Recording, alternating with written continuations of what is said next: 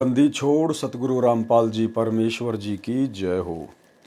परम पिता परमात्मा सारी सृष्टि के रचनहार कुल मालिक असंख्य ब्रह्मांडों के स्वामी जगत गुरु तीनों लोकों में प्रवेश करके सबका धारण पोषण करने वाले राजाधीराज आत्माधार नाथों के नाथ देवों के देव महादेव सर्वेश्वर महेश्वर मृत्युंजय अजरो अमर आदि अनादि सनातनी प्रभु जगत पिता जगदीश्वर श्री श्री 1008 की उपाधि के वास्तविक अधिकारी अकाल मूरत शब्द स्वरूपी राम वासुदेव सर्वगतम ब्रह्म परम पूज्य प्रथम पूज्य परम संत परम पुरुष परम धनी परम दयालु सत्य कबीर हक्का कबीर अल्लाह अकबर बाखबर अल्लाह ताला जगत के तारणहार जगत के मुक्तिदाता जगत के जगन्नाथ हारे के सहारे हिंदुओं के राम मुसलमानों के अल्लाह सिखों के वाहेगुरु ईसाइयों के मसीह दया के सागर दया निधि करुणा के सागर करुणा निधि स्वयंभू परिभू संकट मोचन कष्ट हरण मंगल करण दुख भंजन अविगत कबीर निर्विकार निर्विषम परमात्मा अलय अलेख सतगुरु आदि अनादि सतगुरु असली मर्यादा पुरुषोत्तम असली राम असली कृष्ण असली घनश्याम असली मुरारी राजाओं के राजा महाराजाओं के महाराजा शहंशाहों के शहंशाह सम्राटों के सम्राट भगवानों के भगवान अल्लाहों के अल्लाह प्रभुओं के प्रभु मसीहों के मसीह सच्चे वाहिगुरु बाबाओं के बाबा पीरों के पीर सेठों के सेठ जगत सेठ सावड़सा सेठ सर्वगुण संपन्न अनंत कोटि कलाओं के स्वामी अनंत कोटि ब्रह्मांडों के नायक योगियों में महायोगी ध्यानियों में महाध्यानी सिद्धों में परम सिद्ध ज्ञानियों में तत्व ज्ञानी ब्रह्म ज्ञानी महाज्ञानी परम ज्ञानी सर्वश्रेष्ठ ज्ञानी विज्ञानी युवा कबीर समृद्ध कबीर असमवात अमित ओझा सच्चे रहनुमा करीम अल्लाह सुबहान अल्लाह दुनिया के अंतिम पैगंबर 8 सितंबर 1951 से गांव धनाना जिला सोनीपत हरियाणा भारतवर्ष की पावन भूमि पे प्रकट रियल कल की भगवान श्री नारायण साकार हरि श्री बाबा साहेब गरीब निवाज संत श्रोमणी सतगुरु रामपाल जी परमेश्वर जी के चरण कमल में साध संगति से जुड़े हुए देश विदेश से हम सभी सत्सेवक भाई बहनों का अनंत कोटि दंडोत प्रणाम। सत्साई भाई और बहनों, दया पूज्य गुरुदेव भगवान की जिनके विशेष आशीर्वाद से जिनकी वीआईपी रजा से आप और हम सभी साध संगति से जुड़ी हुई आत्माएं निरंतर दृढ़ता के साथ गुरुदेव के ज्ञान को आधार बनाकर उन्हीं के आशीर्वाद से भक्ति मार्ग पर अपनी आत्मा के कल्याण के लिए आगे बढ़ रहे हैं। भाई और बहनों, दिन प्रतिदिन हमें गुरुदेव के आशीर्वाद से भक्ति मार्ग से संबंधित नई नई जानकारियां प्राप्त हो रही हैं। इन समस्त जानकारियों को प्राप्त करके हमारा विश्वास अध्यात्म में ऊंचाइयों की तरफ बढ़ रहा है। आज से पहले जितने भी पार्ट बने हैं, परमात्मा ने किसी न किसी कबीर सागर के सरलार्थ के अंदर हमें अध्यात्म से संबंधित नई जानकारी उपलब्ध करवाई है। भाई और बहनों, परमात्मा इसी प्रकार से धीरे धीरे हमें अपने आध्यात्मिक रंग में रंगते रहेंगे। 90% स्वयं के सत्संग और वचनों के माध्यम से और 10% साध संगतियों के माध्यम से। तो भाई और बहनों, आज हम आगे बढ़ेंगे परम पूज्य परमेश्वर सतगुरु रामपाल जी के कर कमल से लिखी गई पवित्र पुस्तक कबीर सागर के सरलार्थ में पार्ट नंबर 16 से। और आज हमें बहुत कुछ अध्यात्म के विषय में जानने को मिलेगा, समझने को मिलेगा। हमारी आत्मा चार्ज होगी परमेश्वर की महिमा सुनकर, उनके कर कमल से लिखित पुस्तक को पढ़कर या सुनकर। तो आज के वीडियो में धर्मदास जी परमपिता परमेश्वर कबीर साहिब जी से सृष्टि रचना के विषय में जानना चाह रहे हैं। परमात्मा ने उनको हल्का फुल्का बताया। उसके बाद धर्मदास जी ने सोचा कि मेरा बेटा नारायण दास भी अगर परमात्मा की शरण में आ जाए तो उसका भी आत्म कल्याण हो जाए। लेकिन परमेश्वर को पता था कि धर्मदास तो काल के द्वारा भेजा गया दूत है, मृत्यु अंधा नाम का, ये मेरी शरण में नहीं आ सकता है। लेकिन धर्मदास की विशेष प्रार्थना पर परमात्मा ने उसको बुलवाया, लेकिन वो नहीं माना, परमात्मा से मुंह फेर कर खड़ा रहा। बाद में धर्मदास और आमिनी देवी को परमेश्वर कबीर जी ने उनके पुत्र नारायण दास की असलियत दिखाई। वो काल रूप दिखाया जिसको देखकर धर्मदास जी का अपने पुत्र से मोह भंग हुआ। परंतु आगे चलकर फिर अपने उसी पुत्र नारायण दास में धर्मदास जी का मोह होने लग गया। फिर कबीर परमेश्वर ने धर्मदास जी को धमकाया और आगे विस्तार से ज्ञान समझाया। तो अब हम आगे बढ़ते हैं भाई और बहनों। सृष्टि उत्पत्ति विषय प्रश्न तथा विवेचन। अब साहब मोहि देवों बताई अमर लोक सो कहाँ रहाई। लोक दीप मोहि बरनी सुनावहूँ, तसना व्रंत को अमी पियावहूँ। कौन दीप हंस को वासा, कौन दीप पुरुष रहे वासा। भोजन कौन हंस तह करही, और बानी कह पुनि उचरई। कैसे पुरुष लोक रचि राखा, दीप ही कर कैसे अभिलाखा। तीन लोक उत्पत्ति भाखो, वर्ण हु सकल गोय जनि राखो। काल निरंजन की विधि भयउ, कैसे सोडस सुत निर्मय हु। कैसे चार खानी विस्तारी, कैसे जीव काल वस डारी। कैसे कूरम शेष उपराजा, कैसे मीन बराही साजा। त्रिदेवा कौन विधि भयउ, कैसे मही आकाश निर्मय हूँ। चंद्र सूर्य कहूँ कैसे भय हूँ, कैसे तारा गण सब ठय हूँ। की विधि भई शरीर की रचना, भाको शाब उत्पत्ति बचना। तो परमेश्वर ने क्या जवाब दिया धर्मदास की शंकाओं का, धर्मदास की जिज्ञासा का, जब उन्होंने सृष्टि रचना के विषय में जानना चाहा। धर्मदास जी ने परमेश्वर कबीर जी से विनय पूर्वक अति आधीन होकर प्रसन्न किया कि हे परमेश्वर, कृपया करके मुझे ये बताइए कि वह अमर लोक कहाँ पर है। धर्मदास जी ने वही भूमिका की जो श्रीमद् भगवद गीता अध्याय 4 श्लोक 32 तथा 34 में कहा है। गीता ज्ञानदाता काल ब्रह्म ने कहा कि हे अर्जुन, यज्ञों यानी धार्मिक अनुष्ठानों का विस्तार पूर्वक ज्ञान ब्रह्मणे मुखे यानी सच्चिदानंद घन परमेश्वर अपने मुख कमल से उच्चारण करके वाणी में बताता है, जिसे तत्व ज्ञान कहते हैं।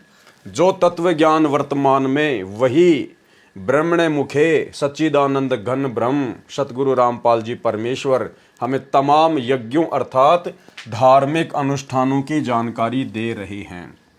क्योंकि भाई और बहनों, सत भक्ति की जानकारी परमात्मा स्वयं ही धरती पर प्रकट होके देते हैं।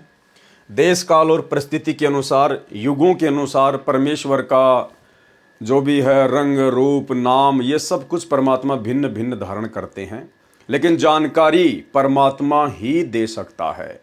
21 ब्रह्मांड से बाहर की जानकारी परमात्मा स्वयं ही अनेकों रूप धारण करके, कभी जिंदा महात्मा के रूप में, कभी पूर्ण संत के रूप में, कभी किसी अन्य महात्मा के रूप में, ये परमेश्वर स्वयं ही आकर अपने सत्य लोक की और सत्य साधना की जानकारी करवाते हैं। बाकी 21 ब्रह्मांड में कोई भी सृष्टि रचना का जानकार नहीं है। तो स्वयं आज वही सत्य पुरुष सच्चिदानंद घन ब्रह्म अपने ब्रह्मण मुखे यानी अपने स्वयं के मुख कमल से आज हमें अध्यात्म के विषय में बता रहे हैं। पांचों यज्ञ इन्होंने आज हमें दी हैं और हर प्रकार से हमें धर्म कर्म की जानकारी दी है। उसको जानकर सर्व पापों से मुक्त हो जाता है। अध्याय 4 श्लोक 32। उस ज्ञान को तू तत्वदर्शी संतों के पास जाकर समझ, उनको दंडोत प्रणाम करने से वे परमात्म तत्व को भली भांति जानने वाले। अब ये परमात्म तत्व को भली भांति जानने वाले यानी परमात्मा को भली भांति जानने वाले। अब भाइयों और बहनों, इस पूरी सृष्टि में परमात्मा को भली भांति केवल परमात्मा ही जान सकते हैं, स्वयं ही जान सकते हैं। उनके विषय में अन्य कोई नहीं जान सकता। तो यहाँ जो शब्द लिखा गया है कि परमात्म तत्व को भली भांति जानने वाले ज्ञानी महात्मा तुझे तत्व ज्ञान का उपदेश करेंगे, तो परमात्म तत्व को परमात्मा ही जान सकते हैं, बता सकते हैं। इसलिए सतगुरु रामपाल जी स्वयं परमात्मा हैं, परमात्म तत्व हैं। अब हमारे अंदर से तमाम प्रकार की भ्रमणाएं निकल जानी चाहिए। यहाँ पर दोनों ही अभिनय स्वयं परमेश्वर कबीर जी ही कर रहे हैं और वर्तमान में भी भाई और बहनों दोनों अभिनय परमात्मा का और गुरु का स्वयं सतगुरु रामपाल जी परमेश्वर ही कर रहे हैं, कोई मीन मेक नहीं है। यहाँ पर दोनों ही अभिनय स्वयं परमेश्वर कबीर जी ही कर रहे हैं। वे सच्चिदानंद घन ब्रह्म भी हैं और उस समय तत्वदर्शी संत यानी सतगुरु का अभिनय भी कर रहे थे। तो आज सतगुरु का अभिनय कौन कर रहे हैं? आज तत्वदर्शी संत का अभिनय कौन कर रहे हैं? परमात्मा ही कर सकता है। सच्चिदानंद घन ब्रह्म ही तत्वदर्शी की भूमिका निभाता है, सच्चे गुरु की भूमिका निभाता है। धर्मदास जी अत्यधिक विनम्र व्यक्ति थे। सूक्ष्म वेद में कहा है, अति आधीन दीन हो प्राणी, वाकू कहना ये अकथ कहानी। जिज्ञासु से कहिए कहिए, अनजिज्ञासु को भेद न दिए। धर्मदास तू अधिकारी पाया, ताते मैं कही भेद सुनाया। परमात्मा बोले धर्मदास, मुझे इस पृथ्वी पर केवल तुम ही अधिकारी हंस दिखाई दिए, इसलिए मैं आपको ये भेद बता रहा हूं, सुना रहा हूं। और आप और हम पिछली पीढ़ी वालों पे परमात्मा ने एक विशेष रजा करनी थी भाई और बहनों।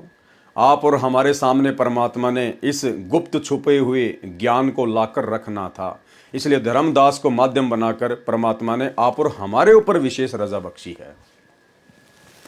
धर्मदास जी ने विनम्र भाव से पूछा कि हे परमेश्वर, यानी धर्मदास जी अपने गुरु को बार बार परमेश्वर कह के संबोधित कर रहे हैं। परमेश्वर, आप और हमें शिक्षा लेनी है कि गुरु को परमेश्वर ही मानना है, परमेश्वर ही समझना है, गुरु परमेश्वर ही होते हैं।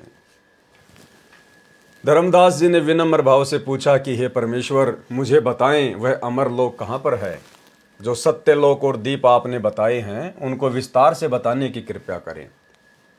किस द्वीप में हंस यानी मुक्त जीव रहते हैं, जो काललोक से मुक्त होकर जाते हैं, वो कहाँ रहते हैं, कौन से द्वीप में रहते हैं। परमेश्वर यानी सत्य पुरुष का निवास किस लोक में है।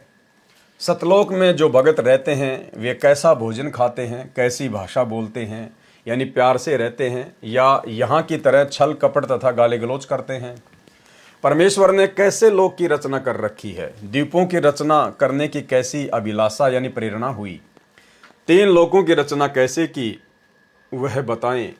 मेरे से कुछ न छुपाएं, सब वृतांत सुनाएं। काल निरंजन की उत्पत्ति कैसे हुई, 16 पुत्रों की उत्पत्ति कैसे हुई, कैसे 4 खानी बनाई, किस प्रकार जीव काल के जाल में फंसे, कोरम तथा शेष की उत्पत्ति कैसे हुई, मीन बरहा तीनों देवताओं ब्रह्मा विष्णु महेश की उत्पत्ति कैसे हुई, कैसे मही यानी पृथ्वी तथा आकाश रचे, सूर्य चांद तथा तारों की रचना कैसे की। हे परमात्मा, शरीर आदि की रचना सहित सर्व ज्ञान सुनाओ ताकि मेरे मन की शंका समाप्त हो।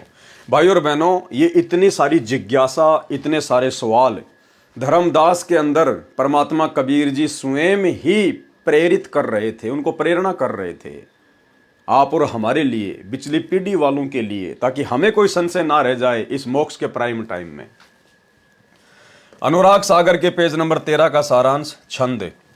आदि उत्पत्ति कहो सतगुरु, कृपया करी निज दास को, बचन सुदासु प्रकाश कीजिए, नाश हो यम त्रास को।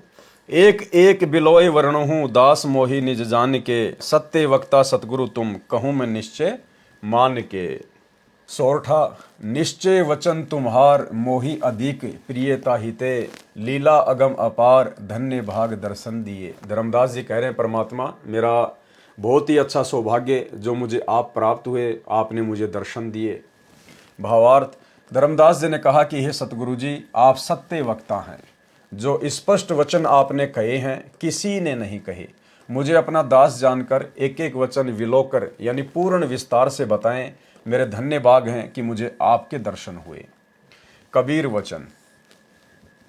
धर्मदास अधिकारी पाया, ताते मैं कही भेद सुनाया। अब तुम सुनहु आदि की वाणी, भाषो उत्पत्ति प्रलय निशानी। सृष्टि के आदि में यानी शुरुआत में क्या था, परमात्मा हल्का फुल्का बता रहे हैं। तब की बात सुनहु धर्मदासा, जब नहीं मही पताल आकाशा, जब नहीं कूरम्ब बरा और शेषा, जब नहीं सारद गौरी और गणेशा, जब नहीं हते निरंजन राया, जिन जीवन कह बांधी झुलाया। 33 कोटि देवता नाही, और अनेक बताऊं काहीं, ब्रह्मा विष्णु महेश न तैया, शास्त्र वेद पुराण न कहिया।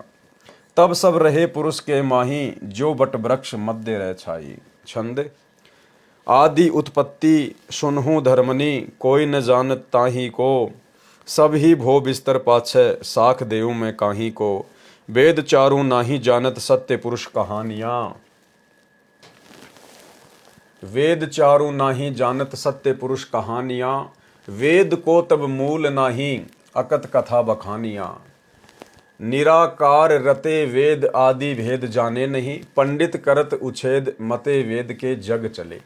भावार्थ, अनुराग सागर के पेज नंबर 13 की 7वीं पंक्ति से 20वीं पंक्ति में अंकित चौपाइयों में परमेश्वर कबीर जी ने कहा है कि हे धर्मदास, तू इस तत्व ज्ञान को सुनने का अधिकारी मिला है, इसलिए तेरे को ये ज्ञान बताया।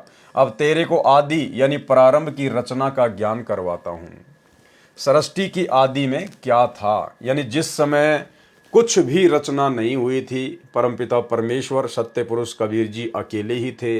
उस समय की बातें और उसके आगे की बातें परमात्मा हल्का फुल्का बता रहे हैं। हे धर्मदास, उस समय की बात सुन, जिस समय न तो पृथ्वी थी, न आकाश तथा पाताल बने थे, न तब कूरंभ, शेष और बरहा थे, न शारदा, पार्वती तथा गणेश की उत्पत्ति हुई थी। उस समय ज्योति स्वरूपी काल निरंजन भी नहीं जन्मा था, जिसने जीवों को कर्मों के बंधन में बांध रखा है। और क्या बताऊं, उस समय न तो 33 करोड़ देवी देवता थे, न ब्रह्मा विष्णु महेश का जन्म हुआ था।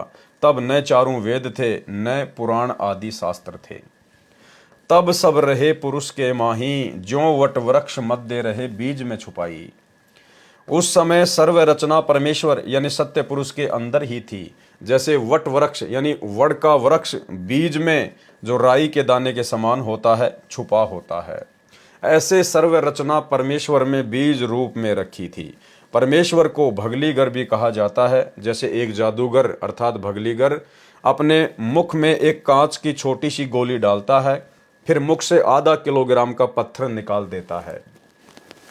इसी प्रकार परमात्मा ने सर्व रचना अपने वचन से अपने शरीर के अंदर से बाहर निकाली है।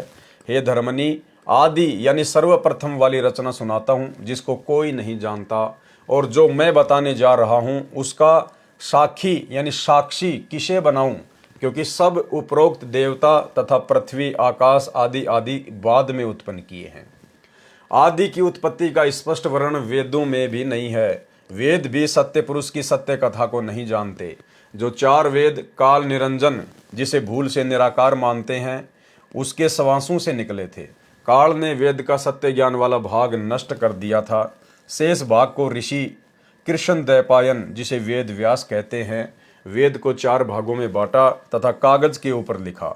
वेदों वाला अधूरा ज्ञान है, उसी ज्ञान को पंडित जन जनता में सुनाते हैं, जिस कारण से सर्व मानव वेदों के अनुसार साधना करने लगे हैं। अनुराग सागर के प्रश्न नंबर 14 से वाणियां। सृष्टि की उत्पत्ति सत्य पुरुष द्वारा की गई रचना। सत्य पुरुष जब गुप्त रहाए, कारण करण नहीं निर्माये। संपुट कमल रह गुप्त स्नेहा, पुहुप माही रह पुरुष विदेहा। इच्छा कीन अंश उपजाए, हंसन देखी हर्ष बहु पाए। प्रथमई पुरुष शब्द प्रकाशा, दीप लोक रचि कीन निवासा। चारी कर सिंहासन कीन्या, तापर पुहुप दीप कर चीन्या। पुरुष कला धरी बैठे जइया, प्रकटी अगर वासना तैया। 87 दीप रची राखा, पुरुष इच्छा ते सब अभिलाखा। सबे दीप रहे अगर समाई, अगर वासना बहुत सुहाई। भावार्थ वाणी नंबर 1। सत्य पुरुष अर्थात अविनाशी परमेश्वर गुप्त रहते थे। उस समय कुछ भी रचना नहीं थी, न सतलोक की, न अलख लोक की, न अगम लोक की, न अनामी लोक की, कोई भी रचना नहीं थी। वाणी नंबर 2। एक असंख्य पंखुड़ी का कमल का फूल था, उसके ऊपर परमेश्वर विराजमान थे। परमात्मा विदेह है, निराकार नहीं है। विदेह का अर्थ शरीर रहित यहाँ नहीं है। जैसे धर्मदास जी को कबीर परमेश्वर जी ने कहा था कि मैं विदेह हूँ, इसलिए आपका भोजन नहीं खाऊंगा। धर्मदास जी ने कहा कि आप जी का शरीर मैं प्रत्यक्ष देख रहा हूँ, आप बातें कर रहे हो, वस्त्र पहने हुए हो, आपकी एक जिंदा बाबा वाली वेशभूषा है, आप अपने आप को विदेह कह रहे हो, ये भेद समझो। कबीर परमेश्वर जी ने कहा कि हे धर्मदास, मेरे हाथों को छूकर देख। धर्मदास जी ने परमेश्वर कबीर जी के चरण छुए तो रूई जैसे नरम मुलायम थे। धर्मदास जी हैरान थे। तब परमेश्वर कबीर जी ने कहा कि हे धर्मदास, मेरा शरीर आप जैसा 5 तत्व से नर मादा से निर्मित नहीं है, इसलिए मैं विदेही हूँ, यानी मेरा विलक्षण शरीर है। विदेही का अर्थ है भिन्न शरीर, जैसा कि वाणी नंबर 2 में कहा है कि परमात्मा का कमल पुष्प पर विराजमान थे। परमेश्वर का शरीर विदेह ही होता है, नर और मादा के संयोग से नहीं बनता है। इस सृष्टि में कोई भी मादा ऐसी नहीं है जो परमेश्वर को अपने गर्भ में रख सके। तो भाइयों और बहनों, आज वही पूर्ण परमेश्वर सत्य पुरुष स्वयंभू परमात्मा सतगुरु रामपाल जी के रूप में आप और हमें पूज्य गुरुदेव भगवान के रूप में प्राप्त हुए हैं। और जैसा कि दास आप जियों के विश्वास को बढ़ाने के लिए बार बार कहता है कि यदि हमारे गुरुदेव वही कबीर परमात्मा हैं तो इनमें वही गुण विद्यमान होंगे। तो 650 साल पहले धर्मदास जी को भी विश्वास नहीं हो पा रहा था अपने जैसा देख कर। तो परमेश्वर ने कहा कि मुझे छूकर देख, मेरा शरीर तेरे जैसा नर मादा से बना हुआ नहीं है, हाड़ मांस का नहीं है। धर्मदास जी ने चरण दबाए तो रूई जैसे नरम लग रहे थे, रबड़ जैसे। ऐसा ही भाई और बहनों सतगुरु रामपाल जी परमेश्वर जी के भक्तों के अनुभव हैं, स्वयं गुरुदेव ने अपने मुख कमल से बताए हैं।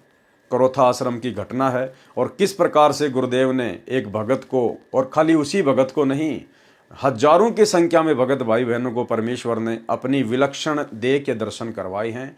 उन्होंने चरण सेवा के समय इस बात को देखा, महसूस किया और फिर गुरुदेव के चरणों में पड़कर रोए कि आप तो परमेश्वर हो। ऐसी एक घटना का जिक्र गुरुदेव ने अपने मुख कमल से किया। एक भगत था, उसके दांतों में प्रॉब्लम थी, परमेश्वर से उपदेश लिया, दांतों की प्रॉब्लम ठीक हुई, भंडारा किया, कोई दर्द नहीं हुआ। उसके बाद गुरुदेव के चरणों की सेवा में गया। चरण सेवा करते समय उसने बताया कि आपके चरण ऐसे लग रहे हैं जैसे रूई, और खुद गुरुदेव ने बताया। और भगत ने कहा कि आपसे बढ़कर और कोई शक्ति नहीं है। सुनिए। तो फिर मैंने 25/7/2005 में क्रोथा आश्रम में जाकर नाम ले लिया। 25 जुलाई 2005 को नाम लिया। नाम लेने के से 2 साल पहले मैं पायरिया रोग से ग्रस्त था, यानी नाम लेने से पहले दांतों में पायरिया रोग था। सारे जाड़ दांत हिलने लग गए थे। जब नाम लेने गया तो गोली खाना भूल गया। सोचा दर्द बहुत है, नाम नहीं जपा गया तो पाप का भागी बनूंगा। लेकिन सोचा देखा जाएगा, नाम तो ले लूं। जब नाम लिया तो पता नहीं चला कि जाड़ का दर्द कहाँ गया। ऐसा हो गया कि दर्द कभी था ही नहीं। फिर नाम लेने के बाद आश्रम क्रोथा में खाना खाया तो दर्द नहीं हुआ। दांतों को हाथ लगाकर देखा तो वो हिल रहे थे, लेकिन कम हिल रहे थे, और वो अब भी हिलते हैं, लेकिन तकलीफ नहीं। इसके बाद दर्शनों के लिए गया तो चरण सेवा मिली तो सतगुरु देव के चरण ऐसे लगे जैसे फोम की रूई से भी नरम हो। तो मैं तो ऐसा हो गया कि न कोई चिंता और न कोई तकलीफ। मैं बहुत खुश हो गया। अपने आप ही मन में आता रहा कि इनसे ऊपर कोई और शक्ति नहीं। इसके बाद दर्शनों के लिए गया तो चरण सेवा मिली तो सतगुरु देव के चरण ऐसे लगे जैसे फोम की रूई से भी नरम हो। तो मैं तो ऐसा हो गया कि न कोई चिंता और न कोई तकलीफ। मैं बहुत खुश हो गया। अपने आप ही मन में आता रहा कि इनसे ऊपर कोई और शक्ति नहीं। तो भाई और बहनों, परमात्मा ही होता है, चाहे वे किसी भी युग में, किसी भी समय धरती पर या अन्य ब्रह्मांडों में प्रकट क्यों ना हो। तो आज हमारे पूज्य गुरुदेव भगवान निसंदेह कबीर परमेश्वर के रूप में धरती पर प्रकट हैं, और इस बात को जितना जल्दी हम हृदय से स्वीकार कर लेंगे उतना ही हमारे हित में है। वाणी नंबर 3 में स्वेच्छा से अंश उत्पन्न किए, उनको देखकर अति प्रसन्न हुए। यानी कबीर परमेश्वर ने अपनी स्वयं की इच्छा से, अपनी मर्जी से आत्माएं अपने शरीर से उत्पन्न की, अपने अंश उत्पन्न किए, और उनको देखकर परमेश्वर बड़े हर्षित हुए, बड़े आनंदित हुए। वाणी नंबर 4, सर्वप्रथम कमल पुष्प पर बैठे परमेश्वर ने एक वचन से सर्व लोकों तथा दीपों की रचना की, फिर उन लोकों में स्वयं निवास किया और दीपों में अपने अंश यानी वचन से उत्पन्न पुत्रों को रहने की आज्ञा दी। सर्वप्रथम सत्य पुरुष जी ने ऊपर के 4 अविनाशी लोकों की रचना की, अकय यानी अनामी लोक, अगम लोक, अलख लोक, सत्य लोक। वाणी नंबर 5, चारी कर सिंहासन कीन्या, तापर पुहुप दीपर कर चीन्या। इन 4 लोकों की रचना करके परमेश्वर जी ने प्रत्येक लोक में कमल के फूल के आकार के सिंहासन की रचना की। वाणी नंबर 6, उन 4 लोकों में एक एक कमल पुष्पनुमा सिंहासन की रचना करके सत्य पुरुष के रूप में, यानी एक सम्राट के समान मुकुट पहनकर ऊपर छत्र तानकर महाराजाओं की तरह बैठ गए। यानी परमेश्वर ने पहले तो अपने एक वचन से 4 लोकों की रचना की, सतलोक, अगम लोक, अलख लोक और अनामी लोक। उसके बाद परमेश्वर ने अपने वचन से वहाँ पर एक एक सिंहासन जो कि कमल के फूल के सदृश से, उसकी रचना की, और परमेश्वर चारों लोकों में भिन्न भिन्न रूप बनाकर, 4 रूप बनाकर उस सिंहासन पर विराजमान हो गए। उसके पश्चात आगे की रचना की इच्छा प्रकट हुई। फिर 88,000 दीपों की रचना की। 16 पुत्रों को उत्पन्न करना वचन से। दूजे शब्द भजेहु पुरुष प्रकाशा, निक्षे कूरम चरण गही आशा। तीजे शब्द भजेहु पुरुष उचारा, ज्ञान नाम सुत उपजे सारा। एकी चरण सन्मुख है रहु, आज्ञा पुरुष दीप तिन दे हूँ। चौथे शब्द भये पुनि जब ही, विवेक नाम सुत उपजे तब ही। आप पुरुष किए दीप निवासा, पंचम शब्द सो तेज प्रकाशा। 5वें शब्द जब पुरुष उचारा, काल निरंजन भी अवतारा। ये यहाँ पर मिलावट की गई है। आगे परमात्मा इसका खुलासा करेंगे कि सत्य पुरुष ने जब 5वां शब्द उच्चारित किया तो काल निरंजन उत्पन्न हुआ। तेज अंग ते काल है आवा, ताते जीवन कह संतावा। जीवरा अंश पुरुष का आही, आदि अंत को जानत नाही। छठे शब्द पुरुष मुख बाखा, प्रकटे सहज नाम अभिलाषा। सतिये शब्द भयो संतोषा, दीन्यो दीप पुरुष परितोषा। 8वें शब्द पुरुष उचारा, सुरती सुभाष दीप बैठारा। 9वें शब्द आनंद अपारा, 10वें शब्द क्षमा अनुसारा। 11वें शब्द नाम निष्कामा, 12वें शब्द जलरंगी नामा। 13वें शब्द अचिंत सुत जाने, 14वें शब्द सुत प्रेम बखाने। 15वें शब्द सुत दीन दयाला, 16वें शब्द में धैर्य रसाला। 17वें शब्द सुत योग संतायन, एक नाल 16 सुत पायन। शब्द हिते भयो सुतन अकारा, सब ते लोक दीप विस्तारा। अगर अभी दिव्य अंश आहारा, दीप दीप अनसन बैठारा। अनसन शोभा कला अनंता, होत तहाँ सुख सदा बसंता। अनसन शोभा अगम अपारा, कला अनंत को वर्ण पारा। सब सुत करे पुरुष को ध्याना, अमी आहारा सदा सुख माना। या विधि 16 सुत भेऊ, धर्मदास तुम चित धरि लेऊ। दीप करी को अनंत शोभा, नहीं वर्णत शोभने। अमित कला अपार अद्भुत, सुनत शोभा को गिने। पुर के उजियार से सुन, सबे दीप अजोर रहो। सत्य पुरुष रोम प्रकाश, एक ही चंद्र सूर करोर हो। सोरठा सतगुरु आन धाम, शोक मोह दुख तह नाही। हंसन को विश्राम, पुरुष दरस अचवन सुधा। भावार्थ पंक्ति नंबर 9 में कहा है कि परमात्मा ने दूसरे शब्द से कूरम की उत्पत्ति की। फिर नंबर 10 से 13 तक कहा है कि तीसरे शब्द से ज्ञान नामक पुत्र उत्पन्न हुआ। चौथे शब्द से विवेक नामक, 5वें शब्द से तेज नामक पुत्र उत्पन्न हुआ। इसके पश्चात पंक्ति 14, 15, 16 बनावटी यानी झूठी है, यानी मिलावट की गई है। क्योंकि पंक्ति नंबर 13 में वाणी स्पष्ट करती है, आप पुरुष रहे दीप निवासा, पंचम शब्द तेज प्रकाशा। भावार्थ है कि परमात्मा ने स्वयं अपने दीप में बैठे बैठे वहां से 5वां शब्द उच्चारण करके 5वां पुत्र तेज उत्पन्न किया। पंक्ति नंबर 14, 5वें शब्द पुरुष उच्चारा, काल निरंजन भो अवतारा। ये मिलावट है।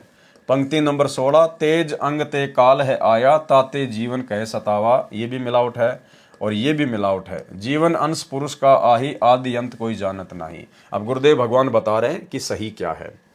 भावार्थ पंक्ति नंबर 14 से 16 तक बनावटी वाणी बनाकर अज्ञानता स्पष्ट की है।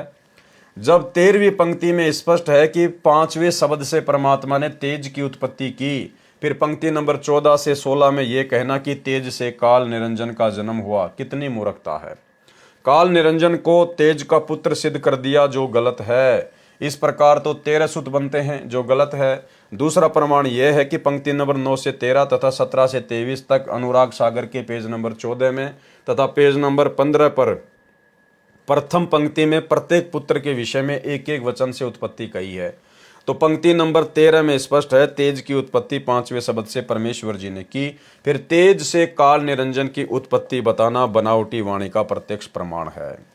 वास्तव में परमेश्वर जी ने 17 शब्दों से रचना की, जो प्रथम चरण में की थी। एक वचन से सर्वलोक तथा लोकों में भिन्न भिन्न दीप बनाए। फिर 16 वचनों से 16 पुत्रों की रचना की।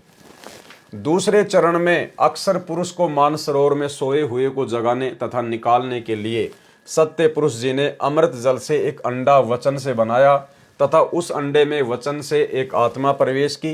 अंडे का आकार बहुत बड़ा था। उसको सरोवर के जल में छोड़ दिया। उसकी गड़गड़ाहट की आवाज सुनकर अक्सर पुरुष निंद्रा से जागा और अंडे की ओर कोप से देखा, यानी क्रोध से देखा। उस क्रोध से अंडा फूट गया, उसमें से ज्योति निरंजन यानी काल निरंजन निकला। उन दोनों को अक्षर पुरुष तथा काल निरंजन, जिनको गीता अध्याय 15 श्लोक 16 में क्षर पुरुष तथा अक्षर पुरुष कहा है, उनको अचिंत के द्वीप में रहने की आज्ञा दी। फिर काल निरंजन ने 3 बार 70 युग तथा 64 युग तपस्या करके ये 21 ब्रह्मांड का क्षेत्र प्राप्त किया। विस्तृत सृष्टि रचना कृपया पढ़े इसी पुस्तक के पेज नंबर 603 से 670 तक। यदि प्रमाण देखना है तो कबीर सागर के अध्याय सप्तम वेद बोध पेज नंबर 90 से 92 तक तथा सर्वज्ञ सागर के पेज नंबर 137 तथा अध्याय कबीर बानी के पेज नंबर 117, 119 तथा 123 पर पढ़ें। काल निरंजन की उत्पत्ति अंडे से हुई थी। अनुराग सागर पेज नंबर 12 से 68 का सारांश। अनुराग सागर अध्याय में पेज नंबर 12 से 68 तक सृष्टि की रचना तथा काल के साथ वार्ता संबंधी अमृत ज्ञान है। यथार्थ रूप से सृष्टि रचना का ज्ञान पढ़ें इसी पुस्तक के अंदर लिखे पेज नंबर 603 से 670 तक। अनुराग सागर पेज नंबर 69 से 110 तक 3 युगों में सतयुग, त्रेतायुग, द्वापर में प्रकट होकर जीवों को शरण में लेने का प्रकरण है। जगन्नाथ मंदिर की स्थापना का गलत वर्णन है। इसमें बहुत मिलावटी तथा बनावटी वाणी है जो गलत है। यथार्थ प्रसंग पढ़ें इसी पुस्तक के प्रश्न नंबर 473 से 516 तक अध्याय कबीर चरित्र बोध के सारांश में। अनुराग सागर के पेज नंबर 110 से 141 तक परमेश्वर कबीर जी का कलयुग में प्रकट होना, धर्मदास जी को शरण में लेना, 42 वंश तथा 12 पंथों के विषय में वाणियां हैं जो कुछ ठीक कुछ बनावटी हैं। यथार्थ ज्ञान पढ़ें इसी पुस्तक के ज्ञान सागर के सारांश में। शीर्षक धर्मदास जी की वंश परंपरा के बारे में पेज नंबर 77 से 80 तक जो हम पहले पढ़ चुके हैं। अनुराग सागर पेज नंबर 142 से 150 तक सतगुरु की महिमा बताई है। प्रश्न नंबर 150 से 152 पर कमलों की जानकारी है। संपूर्ण कमलों का ज्ञान पढ़ें इसी पुस्तक के पेज नंबर 152 से 161 तक यानी आगे।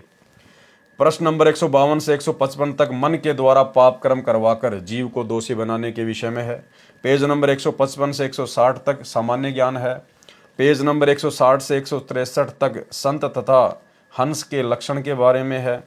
पेज नंबर 115 अनुराग सागर में धर्मदास जी के ज्येष्ठ पुत्र नारायण दास के विषय में ज्ञान है। अब आगे का जो प्रकरण है भाई और बहनों, वो नारायण दास को धर्मदास और उसकी पत्नी आमिनी के कहने पर परमेश्वर जी के द्वारा समझाने का है। नारायण दास को काल का दूत बताना। अनुराग सागर पेज नंबर 115 का सारांश। परमेश्वर कबीर जी ने धर्मदास जी को सत्य ज्ञान समझाकर तथा सत्य लोक में ले जाकर अपना परिचय देकर धर्मदास जी के विशेष विनय करने पर उनको दीक्षा मंत्र दे दिए। प्रथम मंत्र में कमलों के देवताओं के जो जाप मंत्र हैं वे दिए जाते हैं। धर्मदास जी उन देवों को इष्ट रूप में पहले ही मानता था, परंतु अब ज्ञान हो गया था कि ये इष्ट रूप में पूज्य तो नहीं है परंतु साधना का एक अंग है। धर्मदास की खुशी का कोई ठिकाना नहीं था। उसने अपने परिवार का कल्याण करना चाहा। धर्मदास जी के साथ उसकी पत्नी आमिनी देवी दीक्षा ले चुकी थी। केवल इकलौता पुत्र नारायण दास ही दीक्षा बिना रहता था। धर्मदास जी ने परमात्मा कबीर जी से अपने पुत्र नारायण दास को शरण में लेने के लिए प्रार्थना की। अब धर्मदास ने परमेश्वर जी से क्या प्रार्थना की? धर्मदास वचन। हे प्रभु तुम जीवन के मूला, मेटऊं मोर सकल तनसूला। आही नारायण पुत्र हमारा, सौंपहूं ताही शब्द टकसारा। इतना सुनत सदगुरु हंसी दीन्या, भाव प्रकट बाहर नहीं कीन्या। धर्मदास जी ने परमेश्वर कबीर जी से प्रार्थना की कि हे प्रभु जी, आप सर्व प्राणियों के मालिक हैं। मेरे दिल का एक सूल यानी कांटे का दर्द दूर करें। मेरा पुत्र नारायण दास है, उसको भी टकसार शब्द यानी वास्तविक मोक्ष मंत्र देने की कृपा करें। जब तक नारायण दास आपकी शरण में नहीं आता तब तक मेरे मन में सूल यानी कांटे जैसा दर्द बना है। धर्मदास जी की बात सुनकर परमात्मा अंदर ही अंदर हंसे, क्योंकि मालिक को पता था कि यह काल का दूत है, मेरे पंथ को नष्ट करने के लिए काल ने भेजा हुआ है। हंसी को बाहर प्रकट नहीं किया। कारण यह था कि परमेश्वर कबीर जी तो जानी जान है, अंतर्यामी हैं। उनको पता था कि काल का मुख्य दूत मृत्यु अंधा ही नारायण दास रूप में धर्मदास के घर पुत्र रूप में जन्मा है। यानी धर्मदास का पुत्र नारायण दास जो था वो मृत्यु अंधा नाम का काल का दूत था, काल के द्वारा भेजा गया दूत। कबीर परमेश्वर वचन, धर्मदास तुम बोलाओ तुरंता, जेही को जानूं तुम सुदंता। कि भाई अपने पुत्र नारायण दास को जल्दी से बुलवा लो। धर्मदास तब सब ही बुलावा, आए कसम के चरण टिकावा। धर्मदास ने आड़ोसी पाड़ोसी रिश्तेदार सबको बुला लिया नाम उपदेश के लिए। चरण गहो समरथ के आई, बहुरी न भव जल जन्मो भाई। कि भाई परमात्मा आए हुए हैं, इनकी शरण ले लो, ये समर्थ है, दोबारा जन्म नहीं मिलेगा, दोबारा ये मौका नहीं मिलेगा। इतना सुनत बहुत जीव आए, धाय चरण सतगुरु लपटाए। एक नहीं आए दास नारायण, केवल नारायण दास नहीं आया, बाकी सब आ गए धर्मदास के कहने पर। बहुतक आए पर गुरु पायन, धर्मदास सोच मन कीन्या, काहे न आयो पुत्र परवीना। भावार्थ, कबीर परमेश्वर जी ने कहा कि हे धर्मदास अपने पुत्र को भी बुला ले, और जो कोई आपका मित्र या निकटवासी है उसको भी बुला लो, सबको एक साथ दीक्षा दे दूंगा।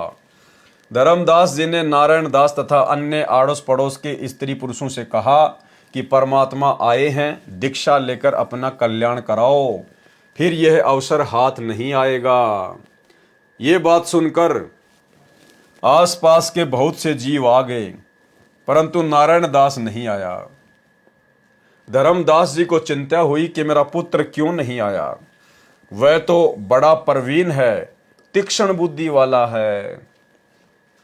धर्मदास जी ने अपने नौकर तथा नौकरानियों से कहा कि मेरे पुत्र नारायण दास को बुला कर लाओ।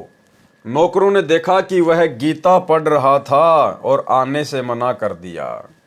अब भाइयों और बहनों, कहाँ कबीर सागर में लिखा है कि जिस समय कबीर परमेश्वर के कहने पर धर्मदास ने अपने नौकर और नौकरानियों से जब कहा कि मेरे पुत्र नारायण दास को बुला के लाओ, जब नौकर गए तो देखा उस समय नारायण दास गीता जी पढ़ रहा था। अब ये बात कौन बता सकता है? अंतर्यामी परमात्मा बता सकता है, सतगुरु रामपाल जी परमेश्वर बता सकते हैं, क्योंकि ये दिव्य दृष्टा हैं, अंतर्यामी हैं, जानी जान हैं। तो ये छोटे छोटे जो पॉइंट हैं इस प्रकार के जो परमेश्वर लिख देते हैं सांकेतिक रूप में, ये हमारे विश्वास को बढ़ाते हैं कि हमारे गुरुदेव भगवान सर्वद्रष्टा हैं, ये अंतर्यामी हैं, इनसे कुछ भी छुपा हुआ नहीं है।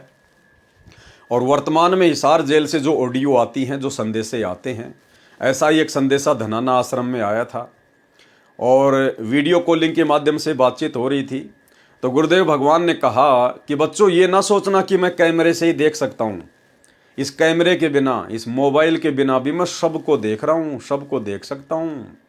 और अपने आप को छुपाते हुए कहा कि मेरे बंदी छोड़ने मेरे परमात्मा ने मुझे वो ताकत दे दी है कि मैं इस तुम्हारे मोबाइल के बिना भी तुम सबको देख सकता हूँ और सबको देख रहा हूँ मैं।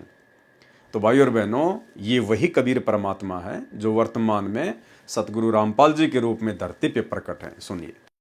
आशीर्वाद है मेरे बच्चों, सारे दिखाई देते हो, और अगर कैमरे से ना देखूं तो वैसे भी देख सकता हूं मेरे बच्चे, इतनी ताकत दे दी है मेरे बंदी छोड़ने मेरे को। आप चिंता ना करो, जैसे सूर्य सबके साथ होता है ऐसे भगवान और दास को अपने साथ समझना। तो जब नौकर नौकरानियां नारायण दास के पास जाती हैं, उनको संदेशा देती हैं, तो नारायण दास उनको क्या जवाब देता है? अब नारायण दास ने क्या कहा? नारायण दास वचन, हम नहीं जाए पिता के पासा, वरद भय सकलो बुद्धि नासा। नारायण दास ने कहा कि हम नहीं जाने वाले पिताजी के पास में, उनके तो बुढ़ापे में बुद्धि खिसक गई है। हरि समकर्ता और कहें आई, कह रहे हैं कि भगवान श्री कृष्ण के अलावा, हरि यानी भगवान श्री कृष्ण के अलावा, विष्णु के अलावा कोई और भगवान है, और ताको छोड़ जपे हम काहीं, और अपने भगवान श्री कृष्ण जी को छोड़कर हम किसी और की माला जपेंगे। वरद भय जुलाहा मन भावा, पिताजी तो बूढ़े हो गए और बुढ़ापे में उनको तो जुलाहा मन भा गया। हम मन गुरु बिठलेश्वर पावा, हमारे तो बिठलेश्वर महाराज जी हमारे गुरु हैं। काहीं कहो कछु कहो न जाई, मोर पिता गया बोराई। कि अब मैं किसको क्या मुंह दिखाऊंगा, किसको क्या कहूंगा कि बुढ़ापे में मेरे पिताजी की बुद्धि खिसक गई है। भावार्थ, नारायण दास ने नौकरों से कहा कि मैं पिताजी के पास नहीं जाऊंगा, वृद्ध अवस्था यानी बुढ़ापे में उनकी बुद्धि का पूर्ण रूप से नाश हो गया है। हरि यानी श्री विष्णु जी के समान और कौन करता है, कौन भगवान है जिसे छोड़कर हम अन्य किसी की भक्ति करें। पिताजी ने तो बुढ़ापे में जुलाहे को मन में बसा लिया, मैंने तो विठलेश्वर यानी विठल भगवान श्री कृष्ण जी को गुरु मान लिया है। क्या कहूं, किसके सामने कहने लायक नहीं रहा हूं, मेरे पिताजी पागल हो गए हैं। नौकरों ने जो जो बातें नारायण दास ने कही थी धर्मदास जी को सुनाई। धर्मदास जी स्वयं नारायण दास को बुलाने गए और कहा कि हे पुत्र, आप चलो, सत्य पुरुष आए हैं, चरणों में गिरकर विनती करो, अपना कल्याण कराओ बेटा, फिर ऐसा अवसर हाथ नहीं आएगा। हे भोले बेटा, ये हट छोड़ दे। लेकिन नारायण दास नहीं माना। नारायण दास वचन, तुम तो पिता भये बोराई, तीजेपन जिंदा गुरु पाई। कि पिताजी तुम तो पागल हो गए पूरी तरह से, और तुम्हारे जीवन का जो तीसरा जो ये पड़ाव चल रहा है, तुम 70-75 साल की उम्र पार कर गए ना, तुम्हारे को तो मुसलमान भाग गया, जिंदा भाग गया। राम कृष्ण समने देवा, जाकी ऋषि मुनि लावे सेवा। भगवान राम और कृष्ण के अलावा कोई देवता नहीं है, बड़ी बड़ी ऋषि महात्मा भी जिनकी पूजा पाठ सेवा करते थे। गुरु विठलेश्वर छाड़े उदीता, वरद भये जिंदा गुरु कीता। भावार्थ, नारायण दास ने कहा कि पिताजी आप तो पागल हो गए हो, तीजेपन यानी जीवन के तीसरे पड़ाव को पार कर चुके हो। 75 वर्ष तक के जीवन को तीसरा पड़ाव कहते हैं। आपने जिंदा बाबा मुसलमान संत गुरु बना लिया।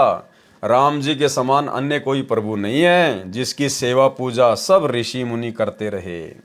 अब धर्मदास जी क्या बोले, धर्मदास वचन, बाँ पकड़ तब लीन उठाई, पुनि सतगुरु के सन्मुख लाई। धर्मदास जी ने जबरदस्ती उसकी बाजू पकड़ के खड़ा करके और कबीर परमात्मा के पास लेकर गया।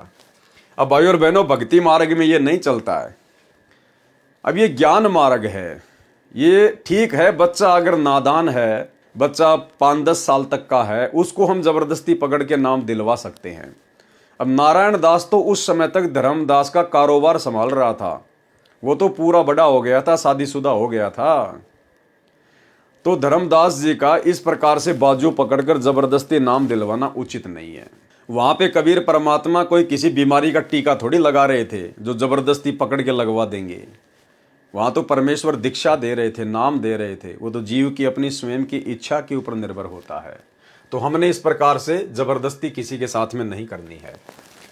सतगुरु चरण गहोरे बारा, यम के फंद छुड़ावन हारा। तज संसार लोक कहाँ जाई, नाम पान गुरु होय सहाई। भावार्थ, धर्मदास जी ने अपने पुत्र नारायण दास को बाजू से पकड़कर उठाया और सतगुरु कबीर जी के सामने ले आया। हे मेरे बालक, सतगुरु के चरण ग्रहण करो, ये काल की बंद से छुड़ाने वाले हैं। जिस समय संसार छोड़कर सतलोक जाएंगे तो गुरु दीक्षा सहायता करती है। अब नारायण दास क्या श्लोक सुनाने लगा धर्मदास के आगे कबीर परमात्मा को। तब मुख फेर नारायण दासा, कीन मलेच्छ भवन प्रगाशा। कि ये मुसलमान, ये मलेच्छ हमारे घर में प्रवेश कर गया और मुंह फेर के खड़ा हो गया, परमात्मा को खरी खोटी सुनाने लगा। कह वाते जिंदा ठगाया, हमरे पिताई डारी बोराया। कि ये मुसलमान ठग कहां से आ गया और मेरे पिताजी को भी जो है इसने बहका दिया। सबके सामने कहने लगा परमात्मा को। भाई और बहनों, ये श्लोक इस कबीर परमेश्वर सतगुरु रामपाल जी को चारों युगों में सुनने पड़े हैं, आप और हम आत्माओं के लिए। ना जाने परमात्मा ने कैसे कैसे श्लोक 2 कोटि के जीवों के मुख से सुने हैं, लेकिन फिर भी इस परमात्मा ने किसी का बुरा नहीं माना। और आप और हमारे तक परमात्मा ने ये कंप्लीट भक्ति का कोर्स पहुंचा दिया। कितने दयालु हैं परमात्मा। वेद शास्त्र कहें दीन उठाई, आपने महिमा कहत बनाई। जिंदा रहे तुम्हारे पासा, तो लग घर की छोड़ी आशा। इतना सुनत धर्मदासा अकुलाने, ना जाने सुत का मत ठाने। पुनि आमिनी बहुविधि समझायो, नारायण चित एक को नहीं आयो। तब धर्मदास गुरु पे आए, बहुविधि ते पुनि विनती लाए।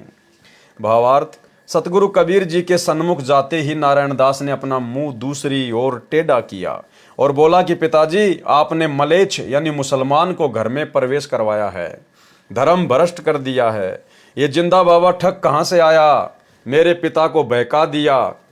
इसने वेद शास्त्रों को तो एक और रख दिया, अपनी महिमा बनाई है। जब तक ये जिंदा घर में रहेगा मैं घर में नहीं आऊँगा। अपने पुत्र की इतनी बातें सुनकर धर्मदास व्याकुल हो गया कि बेटा पता नहीं क्या कर बैठेगा। फिर नारायण दास की माताजी यामिनी देवी ने भी बहुत समझाया, परंतु नारायण दास के हृदय में एक बात नहीं आई और उठकर चला गया। धर्मदास जी ने परमेश्वर कबीर जी से प्रार्थना की कि हे प्रभु, क्या कारण है नारायण दास इतना विपरीत चल रहा है।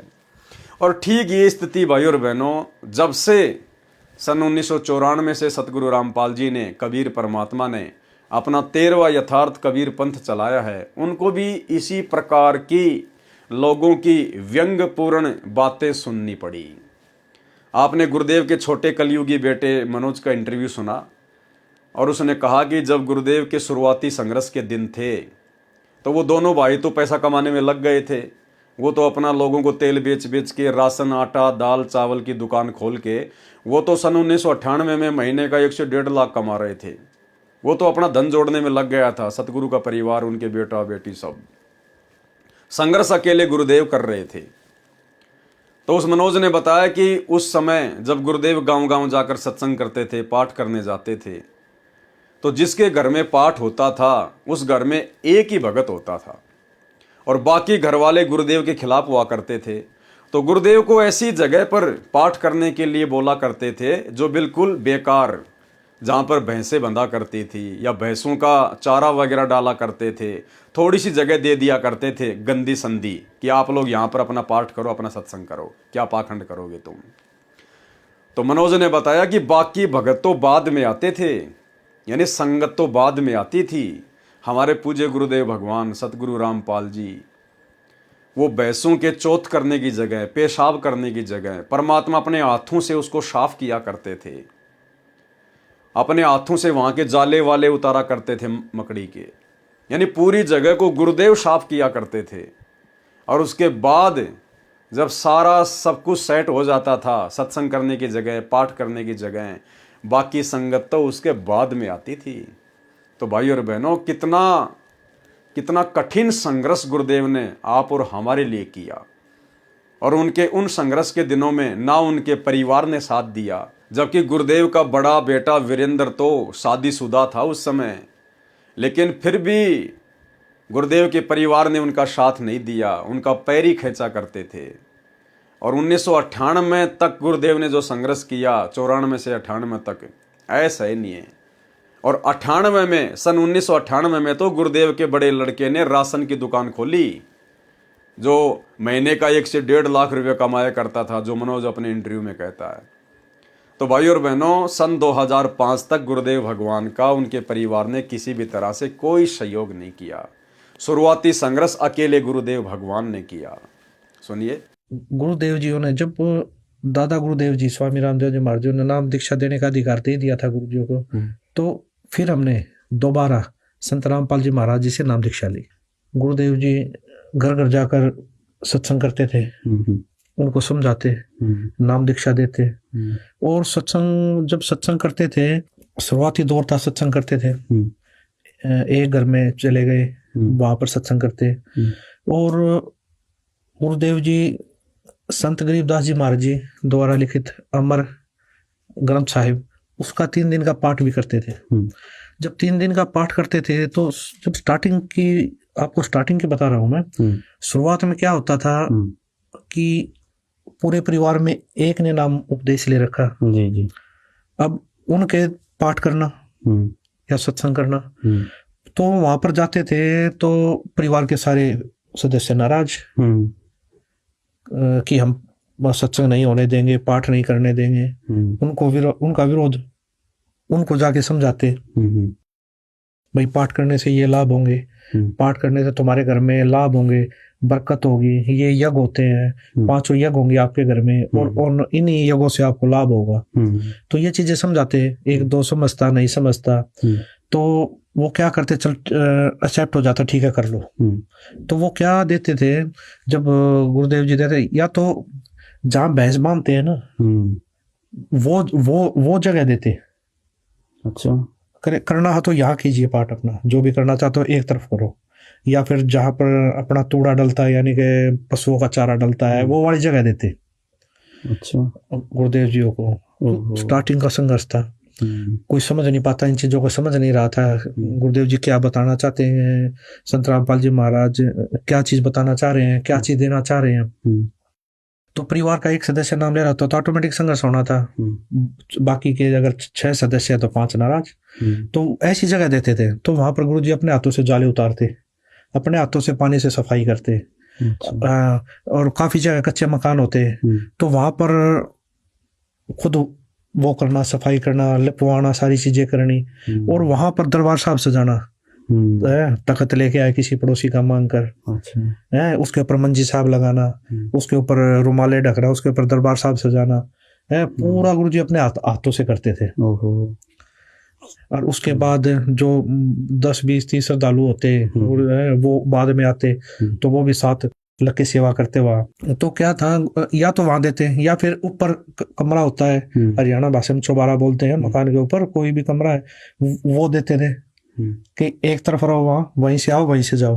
तो भाई और बहनों, आपको विश्वास हो जाना चाहिए, आज गुरुदेव का जो कलयुगी परिवार, उनके बेटा बेटी भाई बंधु रिश्तेदार जिस प्रकार से संत रामपाल जी के ठेकेदार बने हुए घूम रहे हैं, इन लोगों ने संत रामपाल जी की शक्ल देखना भी अच्छा नहीं समझा था उस समय। ये लोग उल्टा गुरुदेव के विरोध में थे। गुरुदेव से उपदेश लेने के बाद भी गुरुदेव की कलयुगी पत्नी, उनका बेटा, सब लोग उनके विरोध में थे, कोई उनका सहयोग नहीं करता था। तो इस दयालु परमात्मा ने स्वयं ही संघर्ष करते हुए आप और हम आत्माओं तक ये सत्ज्ञान पहुंचाया है। हमारा रोम रोम गुरुदेव भगवान का ऋणी है, रोम रोम। नारायण दास इतना विपरीत चल रहा है, यानी धर्मदास जी ने कहा कि परमात्मा क्या कारण है जो मेरा बेटा नारायण दास इतना विपरीत चल रहा है। कबीर परमेश्वर जी ने कहा कि हे धर्मदास, तेरे पुत्र रूप में काल का दूत आया है, इसका नाम मृत्यु अंधा दूत है, ये मेरी बात को नहीं मानेगा। विवेचन पाठकों से निवेदन है कि अनुराग सागर के पेज नंबर 117 पर कबीर वचन जो पंक्ति नंबर 15 तथा 22 अंतिम तक, पृष्ठ 118 तथा 123 तक वाणियां बनावटी तथा मिलावटी हैं। यह धर्मदास जी के बिंद परिवार वाले महंतों ने नाश कर रखा है, इन दामा खेड़ा वालों ने और उससे पहले वालों ने। क्योंकि जिन 12 पंथों का यहाँ वर्णन है वह कबीर वाणी अध्याय में कबीर सागर में पेज नंबर 134 पर लिखे प्रथम अंश से नहीं मिलता। उसमें लिखा है कि प्रथम अंश उत्तम यानी चूड़ामणि मुक्तामणि नाम साहिब के विषय में कहा है। यदि काल के 12 पंथों में प्रथम उत्तम है तो नारायण दास प्रथम पंथ का प्रवर्तक नहीं हो सकता, क्योंकि नारायण दास ने तो कबीर जी का मार्ग ग्रहण नहीं किया था। वे तो अंतिम समय तक श्री कृष्ण जी के पुजारी रहे थे, अपने छोटे भाई चूड़ामणि जी के दुश्मन बन गए थे। चूड़ामणि जी तो बांधवगढ़ त्याग कर कुदुरमाल गांव चले गए थे। नारायण दास ने बांधवगढ़ में श्री कृष्ण जी का आलीशान मंदिर बनवाया था। श्री चूड़ामणि जी के कुदुरमाल जाने के कुछ वर्ष पश्चात बांधवगढ़ नगर भूकंप से नष्ट हो गया था। उसमें सब श्री कृष्ण पुजारी वैश्य रहते थे, जैसे हरियाणा में अग्रोहा में हुआ था। बाद में उसी बांधवगढ़ में श्री कृष्ण मंदिर बनाया गया है जो वर्तमान में विद्यमान है, और उसको केवल जन्माष्टमी पर सरकार की देखरेख में 3 दिन दर्शनों के लिए खोला जाता है। शेष समय में केवल सरकारी पुजारी मंदिर में पूजा करता है। कारण यह है कि उस स्थान पर खुदाई करना मना है। पहले खुदाई में बहुत व्यक्तियों को बहुत सोना चांदी हाथ लगा था, बाद में सरकार ने अपने कब्जे में ले रखा है। उस मंदिर का इतिहास नारायण दास सेठ से प्रारंभ होता है, यह वहाँ का पुजारी तथा वहाँ के उपासक बताते हैं। यानी धर्मदास कितना पैसे वाला था। धर्मदास के बाद वो सारी संपत्ति नारायण दास को मिल गई थी।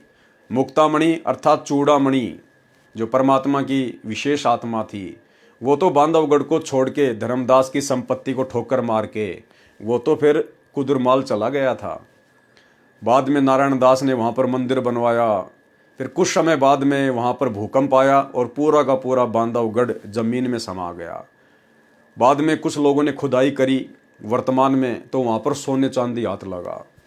यानी कितना धन था भाई और बहनों बांधवगढ़ में, विशेषकर धर्मदास जी के पास में। 17 अरब की संपत्ति धर्मदास जी की बताई जाती है। 17 अरब, आज से 650 साल पहले। यानी वर्तमान में यदि मुकेश अंबानी की संपत्ति को अगर धर्मदास जी की 650 साल पहले वाली संपत्ति से तुलना करें तो वर्तमान का मुकेश अंबानी धर्मदास के नौकर के बराबर है। इतनी संपत्ति थी, फिर भी उस आत्मा ने परमात्मा को चाहा और अंत में सब कुछ त्याग दिया, केवल परमात्मा की भक्ति को चाहा। धर्मदास जी के सर्व धन संपत्ति पर नारायण दास ने कब्जा कर लिया था। श्री चूड़ामणि नाम साहिब तो परमेश्वर कबीर जी के भेजे परम हंस थे।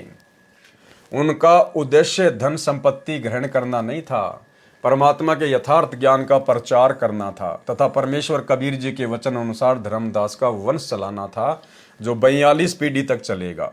वर्तमान में 14वीं पीढ़ी चल रही है। चूड़ामणि की वंश गद्दी परंपरा में 6ठी पीढ़ी वाले ने वास्तविक भक्ति विधि तथा भक्ति मंत्र त्याग कर काल के 12 पंथों में भी 5वां टकसारी पंथ है, उसके बहकावे में आकर टकसारी पंथ वाली आरती चौका तथा 5 नाम अजर नाम, अमर नाम, अमी नाम आदि आदि शुरू कर दिए थे, जो वर्तमान में दामाखेड़ा छत्तीसगढ़ में गद्दी परंपरा वाले 14वें महंत श्री प्रकाश मुनि नाम साहिब प्रदान कर रहे हैं। अधिक जानकारी के लिए अनुराग सागर के पेज नंबर 138 से पृष्ठ 142 तक विस्तृत ज्ञान पढ़ें। आगे धर्मदास जी के दूसरे पुत्र चूड़ामणि की उत्पत्ति। उसके बाद में परमात्मा ने धर्मदास जी को अच्छे से समझाया कि भाई ये तो काल का दूत है और काल के दूत का वंश नहीं चलता है। तो धर्मदास जी को चिंता होगी कि परमात्मा एक तरफ तो आपने मेरी 42 पीढ़ी तक का मुझे वचन दे दिया कि तेरी 42 पीढ़ी चलेंगी, अब आप कह रहे हो कि नारायण दास का वंश नहीं चलेगा, तो फिर 42 पीढ़ी कहाँ से चलेंगी। तब फिर परमात्मा ने उस घर में चूड़ामणि वाली आत्मा को भेजा और आगे धर्मदास जी का वंश चलवाया। धर्मदास जी के दूसरे पुत्र चूड़ामणि की उत्पत्ति। अनुराग सागर पेज नंबर 124 का सारांश। धर्मदास वचन। हे प्रभु तुम जीवन के मूला, मेटो मोर सकल दुख शूला, आही नारायण पुत्र अमारा, अब हम तहकर दीन्या निकारा, काल अंश गह जन्मों आई, जीवन काज होए दुखदाई। धन सतगुरु तुम मोहि लखावा, काल अंश को भाव चिनावा। कि आपका धन्यवाद प्रभु, जो आपने मुझे नारायण दास का वास्तविक काल रूप दिखा दिया। पुत्र नारायण त्यागी हम दीन्या, मैंने इस पुत्र को त्याग दिया, तुमरो वचन मानी हम लीन्या। धर्मदास साहिब को अंश का दर्शन होना। धर्मदास विनय सिर लाई, साहिब कहो जीव सुखदाई, की विधि जीव तरे भवसागर, कई मोई हंसपति आगर, कैसे पंथ करो प्रकाशा, कैसे हंस ही लोक निवासा, दास नारायण सुत जो रैया, काल जान ताकई परिहरिया, अब साहिब देऊं राह बताई, कैसे हंसा लोक समाई, कैसे बंस हमरो चली है, कैसे तुमरो पंथ अनुसरी है, आगे जेते पंथ चलाई, ताते करो विनती प्रभु राई। भावार्थ। कुछ वाणी काटी गई है, इसलिए वह प्रसंग बताता हूं। धर्मदास जी को विश्वास नहीं हुआ कि नारायण दास वास्तव में काल का दूत है। तब कबीर परमेश्वर जी से व्याकुल तथा पुत्र मोह से ग्रस्त होकर कहा कि हे सतगुरु जी, आप जो कहते हैं वह गलत नहीं हो सकता, परंतु मेरा मन मुझे परेशान कर रहा है कि नारायण दास तो भगवान का परम भगत है, ये काल का दूत नहीं हो सकता। ऐसा करो गुरुदेव, मेरी शंका समाप्त हो। परमेश्वर कबीर जी ने कहा कि हे धर्मदास, आप नारायण दास को फिर बुलाओ और दोनों पति पत्नी तुम आओ। जैसे तैसे नारायण दास बुलाया। परमेश्वर कबीर जी ने नारायण दास की प्रशंसा की, कहा कि धर्मदास, तेरे घर प्रभु का परम भगत जन्मा है, ये जो भक्ति कर रहा है करने दो। ये काल के दूतों की पहचान होती है भाई और बहनों। उनके मुख पे जरा सी उनकी प्रशंसा कर दो, भूरी भूरी उनकी बड़ाई कर दो, तुरंत खुश हो जाएंगे, चेहरा खिल जाएगा। और जरा सा उनको सत्य वचन कह दो, खरी खरी कह दो, उनका मुंह मुरझा जाएगा। इस नारायण दास के उदाहरण से आपको पूज्य गुरुदेव जी के वर्तमान कलयुगी काल प्रेरित परिवार की पहचान हो जानी चाहिए। भाई और बहनों, आपने देख लिया पिछले वीडियो में, सतगुरु रामपाल जी दिव्य दृष्टा हैं, अंतर्यामी हैं, जानी जान है। आज उनका परिवार इन सतलोक आश्रमों में किस प्रकार से पाखंड कर रहा है। गांव वालों के लिए स्टेडियम बनाना, हॉस्पिटल बनाना, एम्बुलेंस चलाना, रोड ठीक करना, देह दान, रक्तदान, गुंडों की सीबीआई जांच, गुंडों की रैलियों में भक्तों को बैठाना, गुंडों को चंदे के रूप में पैसा देना, आरक्षणों में भक्तों को बैठाना, ये सारी ड्रामेबाजी अंतर्यामी परमात्मा हिसार जेल से बैठे बैठे देख रहे हैं। लेकिन वे अपने परिवार को कुछ बोल क्यों नहीं रहे? इसलिए नहीं बोल रहे क्योंकि ये काल के दूत हैं। गुरुदेव को पता है कि मेरी 90% संगत सात संगत वालों को छोड़कर जो इन आश्रमों में जाती है वो देखा देखी में चल रही है, उनको ज्ञान आधार नहीं है। और ऐसे में यदि मैंने मेरे परिवार को जरा भी खरी खरी कह दी, इनके द्वारा किए गए इन कुकर्मों के विषय में इनको धमका दिया, जो मर्यादा ये तोड़ रहे हैं, तो ये मेरी सारी की सारी संगत का सत्यानाश कर देंगे। तो परमात्मा चाहते हैं जैसे तैसे, मर्यादा तो इन्होंने तोड़ी रखी है, लेकिन जैसे तैसे ये एक जगह पड़े रहें और जैसे भी टूटी फूटी भक्ति कर रहे हैं मर्यादा तोड़ के, ये करते रहें। अगर मैंने मेरे परिवार को खरी खरी बातें कह दी तो उसके बाद ये परिवार फिर संगत का सत्यानाश कर देगा। और जब संगत को पता चलेगा कि गुरुजी ने अपने परिवार को, बेटा बेटियों को धमका दिया है, तो संगत भी आश्रमों में आना छोड़ देगी। और गुरुदेव को पता कि घर बैठ के ये भक्ति नहीं कर सकते। सत्सेवकों की तरह इस 90% संगत में वो बुद्धि विवेक नहीं है, ज्ञान आधार नहीं है कि ये घर बैठ के गुरु को इष्ट मानकर भक्ति कर सके। इसलिए भाई और बहनों, परमात्मा ने इस 90% संगत को और सतलोक आश्रम मैनेजमेंट हरियाणा को एक ही रस्सी से बांध के पटका हुआ है कि ये दूसरे पंथों में जाएंगे, कहीं और भक्ति छोड़ के जाएंगे, अपना जीवन बर्बाद करेंगे, सत्यानाश करेंगे। इससे अच्छा है ये एक जगह पर बंध के पड़े रहें। तो ये काल के दूत की पहचान बताई परमात्मा ने।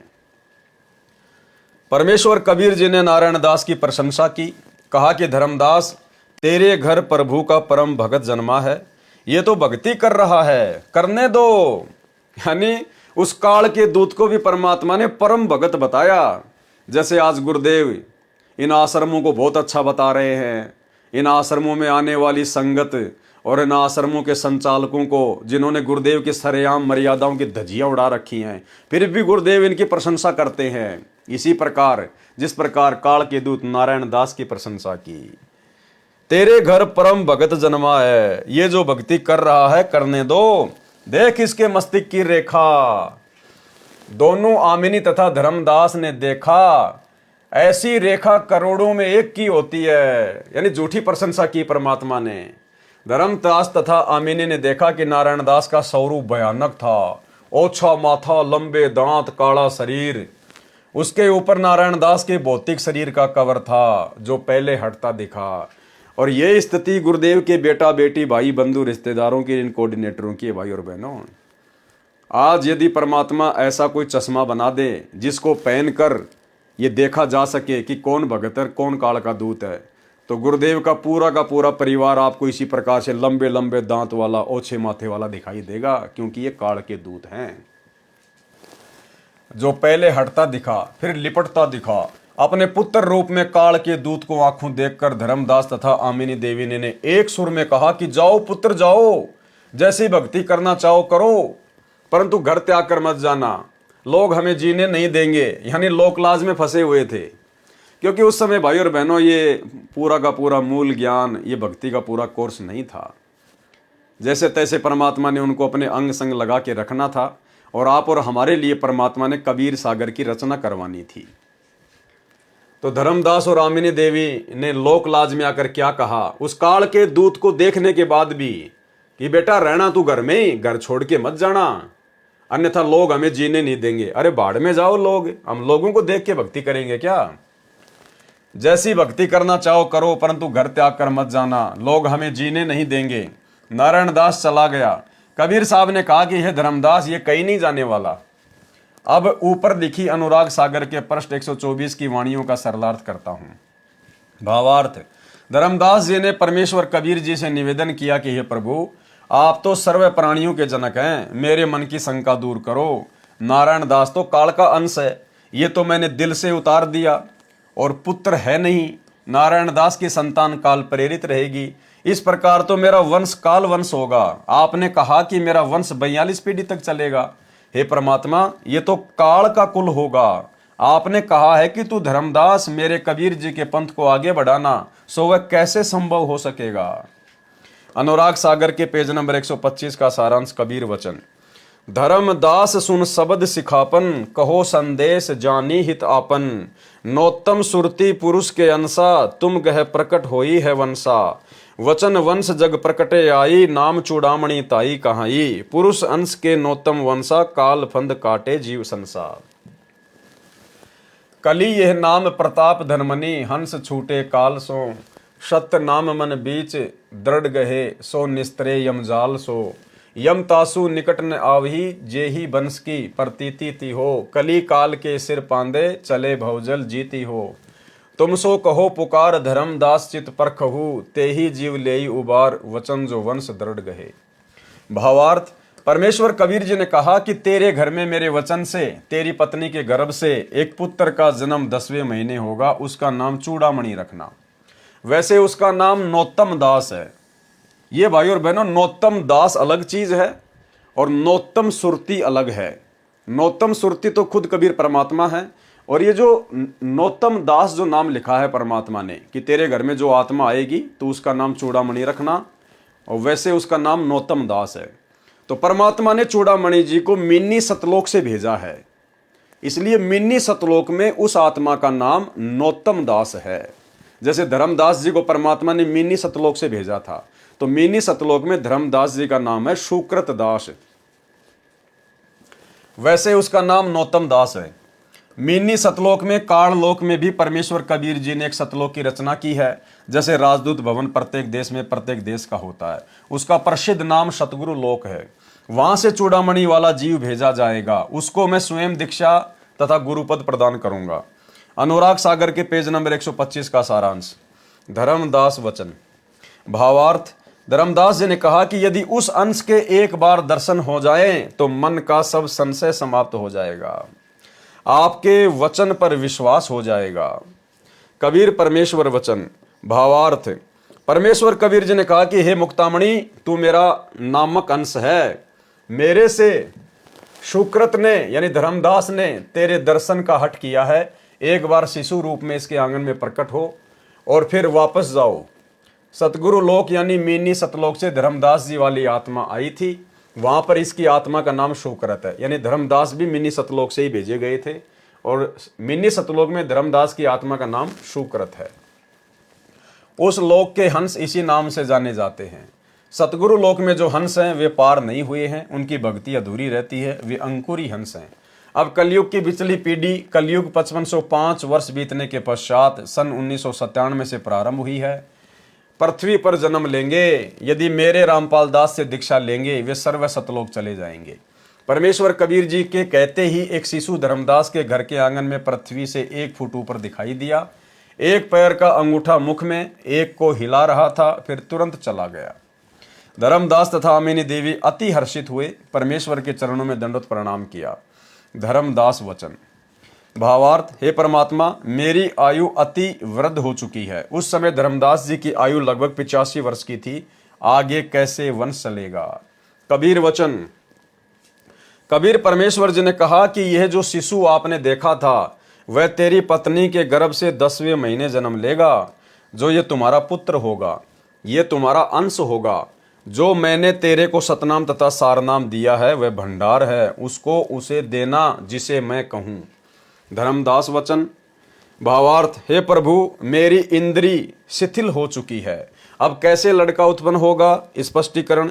इन वाणियों में मिलावट है। जो लिखा है कि मैंने इंद्री वश कीनी है, पुत्र कैसे होगा, यह गलत है। इंद्री वश करने का अर्थ है संयम रखना, परंतु ऐसी आवश्यकता पड़ने पर संतान उत्पत्ति के लिए इंद्री तो सक्रिय ही होती है। वास्तविकता ये थी कि वृद्ध अवस्था का हवाला देकर प्रश्न किया था, परंतु इतिहास गवाह है कि 90 या 80 वर्ष के व्यक्ति ने भी संतान उत्पत्ति की है, जिनका स्वास्थ्य ठीक चल रहा हो।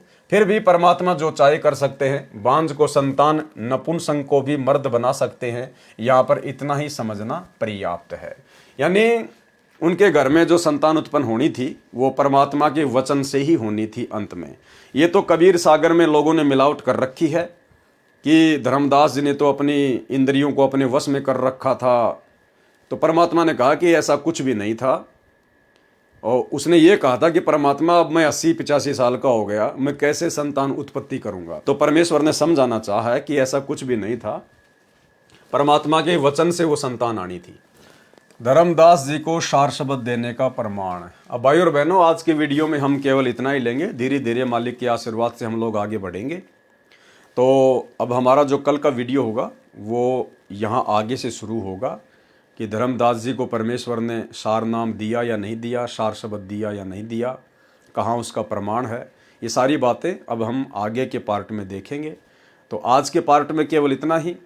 कल 8 बजे सभी भाई बहन लाइव जुड़िए। तब तक गुरुदेव भगवान हम सबको आज्ञा दें, इजाज़त दें, आशीर्वाद दें। बंदी छोड़ सतगुरु रामपाल जी भगवान की जय हो।